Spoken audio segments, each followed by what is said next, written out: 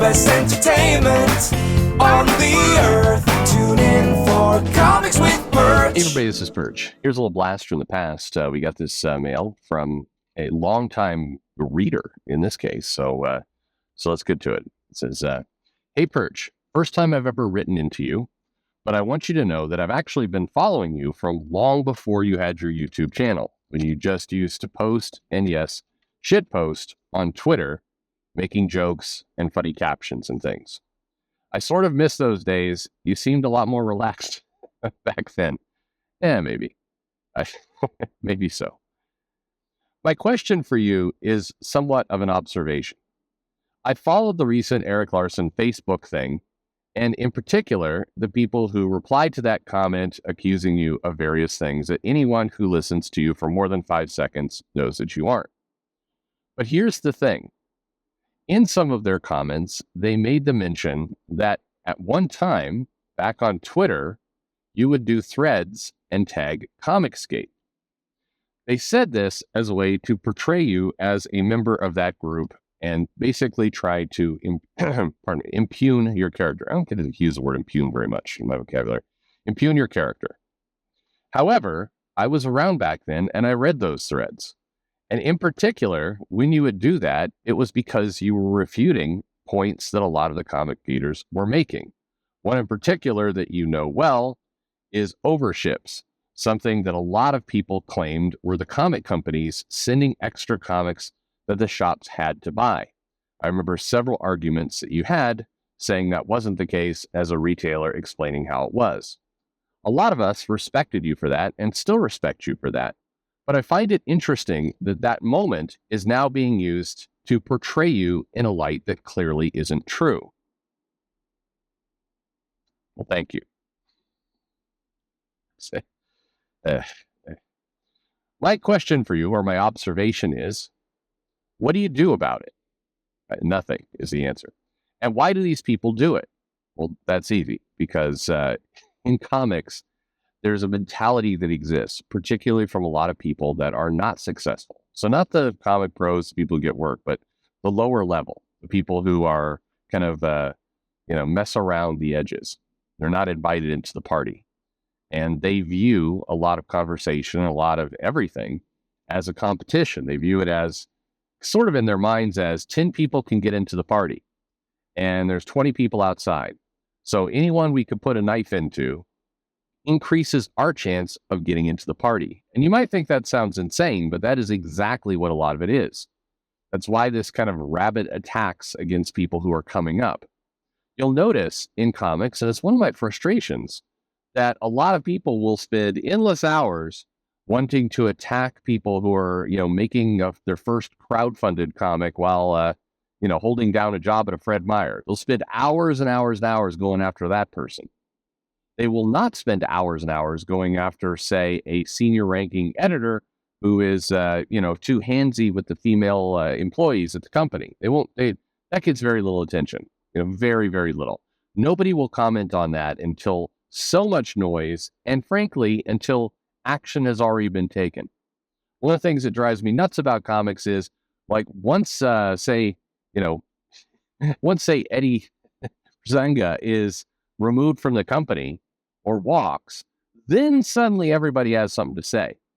But all of this stuff was a completely open secret. Everybody knew, lots and lots of people knew, for years beforehand this was going on, yet not a peep.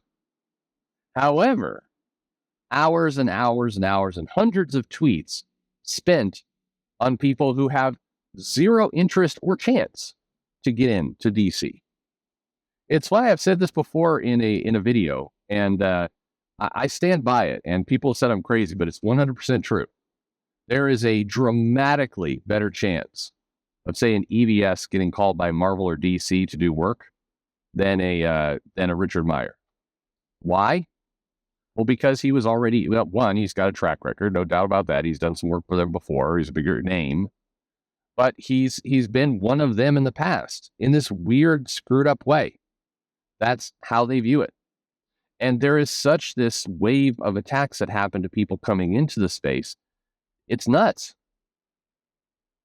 I'm often surprised by when people put energy into going after me, I'm a nobody in this space. Yeah, I've been a retailer. Yeah, I've been friends with people. I've gotten around. I talked to plenty, but I spending, look, if you're an artist in particular and you spend 10 minutes writing up a response to me out of anger, you're wasting your time. I don't matter for your career at all. I've got plenty of friends who waste their time with me because it's a fun thing to do. And, we help each other out where we can. And I've tried to help people out where I can. But, in terms of, well, I've got to really put this Perch guy in his place. Who cares? Perch is already in his place. He's not even trying to get into that room that only holds 10 people. I'm not and never will. So it's a baffling kind of behavior, but it's why you see a lot of, lack of a better word, bottom feeders. And in this instance, no, I'm not calling Eric Larson a bottom feeder. Of course not. He's got a name and a reputation, and he's a ranking official at Image. Kind of crazy that a lot of people who jump in to pat him on the back are the same people who are really frustrated with Image, not supporting the union. One of the people that didn't support the union the most was Eric Larson. So I don't know. Maybe that's something to follow up with at a later time. But whatever. But I'm talking about the true bottom feeders, people who have no work credit, people whose sole really career is on Twitter. People who have fewer followers than me on Twitter and actually care about that. I have zero ideas how many followers on Twitter. I have not looked in a long time.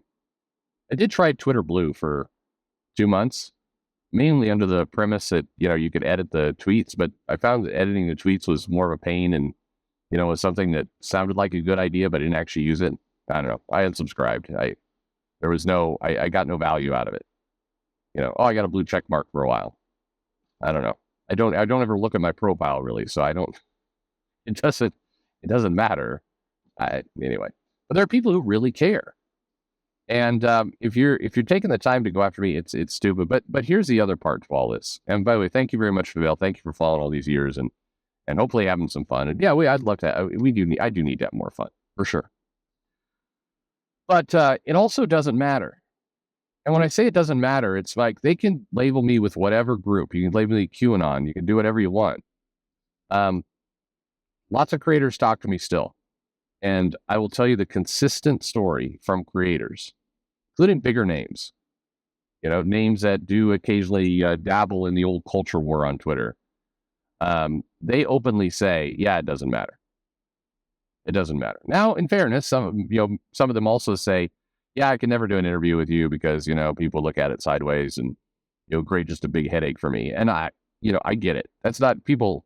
I mentioned this before and be like, oh, that's cowardly. Or it's just somebody who doesn't want to deal with the BS. And I can't fault anybody for that. Who wants to deal with just a bunch of rabid lunatics coming at you, policing who you're talking to? I wouldn't want to do that.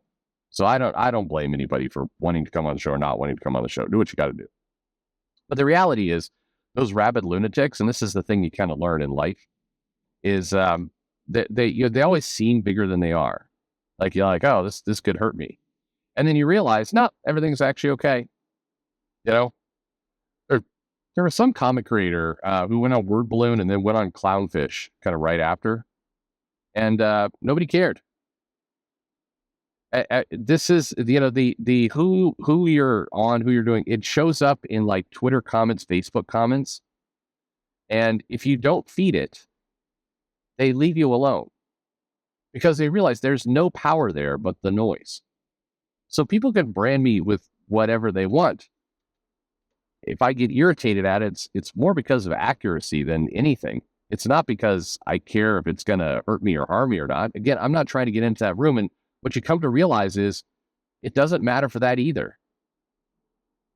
You can brand somebody whatever kind of trash you want. Now, if you're actually trying to get, when I say get into the room, I'm talking about like getting into a conversation or talking to people. If you're actually trying to get work at Marvel, then you've got to get an editor to agree. And unfortunately, all of those editors absolutely are gating by where you're tagged.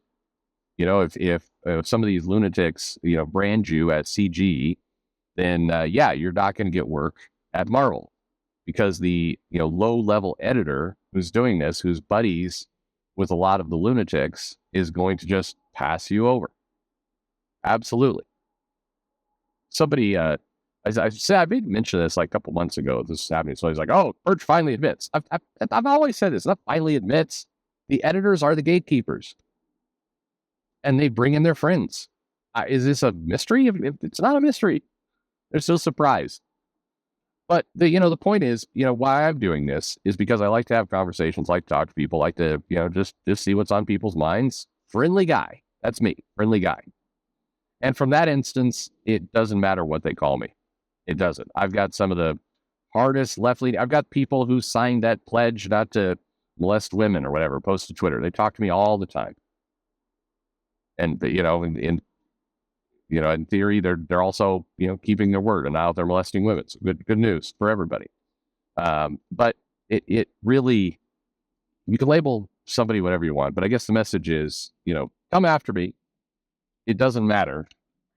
And I said this in a previous video, and I 100% mean it. And there's a couple of you who know exactly what I mean. If you're going to go personal, don't miss. Thanks for listening.